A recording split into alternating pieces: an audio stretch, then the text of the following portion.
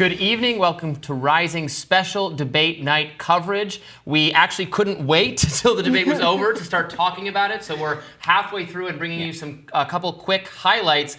The top headline here is that there's no way around it. Biden is doing a horrible job. He's difficult to hear. He is whispering. He sounds like he had a bad night at the cigar bar before he decided to do this debate.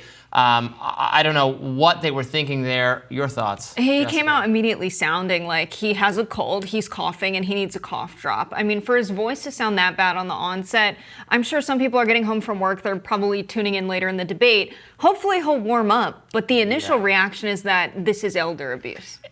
Yeah, and it's impacting his answers because he is hard to hear. He sounds muted.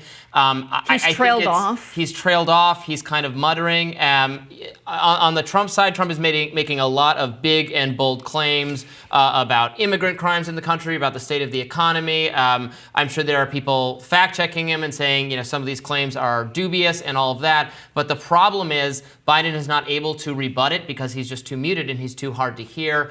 So we started with the debate on the economy, and I have to right off the bat say that the moderator, CNN, who we've had no shortage of critical things to say about over the years and this week especially, I think they're doing a fantastic A-plus job. I have no notes whatsoever. This is a substantive debate on the issues.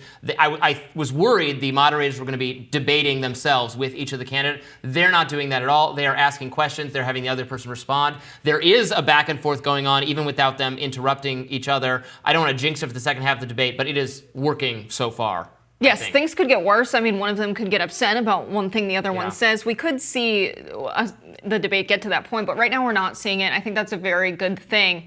But what we are seeing is the tailored questions to specific candidates about things that have happened throughout the past. The pulling out of Afghanistan, talking about January 6th. They are very pointed questions specific to the candidates, but both of them have served 4 terms, so it feels kind of 4 years. Yes, 1 4 term. terms. Oh my God! Thankfully, that's prohibited by our Constitution. No one wants that, especially after tonight. But I think, what we're saying is, yes, they're going to be asked about their records and their history serving. That maybe wouldn't be fair if it was a candidate who had served and one that hasn't. And what I like about it is the other guy's allowed to give a response to the same question, even if it's tailored for Joe or Trump. Yeah. So Trump hammering Joe Biden over the economy, saying the economy was great when I was president, and you've wrecked it, you've ruined it.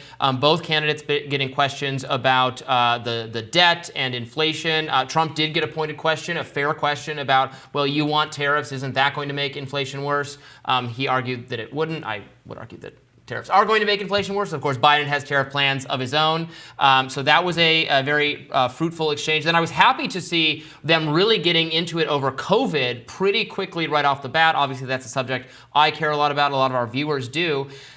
Trump is adopting, so a colleague of mine at Reason Magazine had a great piece today about looking back at the first debate in 2020 that was principally about COVID and how Trump just got slammed for everything he said about it, but that substantively a lot of what he said over time has looked more reasonable. There he was saying that my administration delivered so much in terms of therapeutics, in terms of the vaccine, getting that already. He said, I was never for the mandate. The mandate was a huge travesty, but that the vaccine was a good thing. He's taking the pro-vaccine, anti-mandate position that I think is a pretty smart position, and pointing out that more people actually died while Biden was president than when Trump was president of COVID, and that is true. But Trump only had 1 year of COVID, whereas Biden has served for 4 years where COVID has been a thing, so there's been a lot more time for the deaths to happen and accumulate. I think the most shocking thing I heard from Donald Trump is actually his defense when he's getting criticized for how much money he spent and racked up the national debt.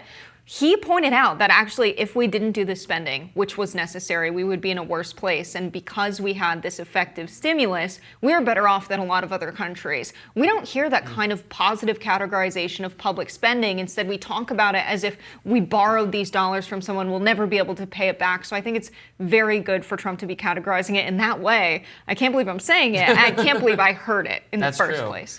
Biden did not take advantage of whatever, so many media figures, so many liberals in the country, Democrats think Trump and Republicans are insane on COVID, and that, when Biden took over, the sane people, the smart people, the people who believe and follow science are back in the room.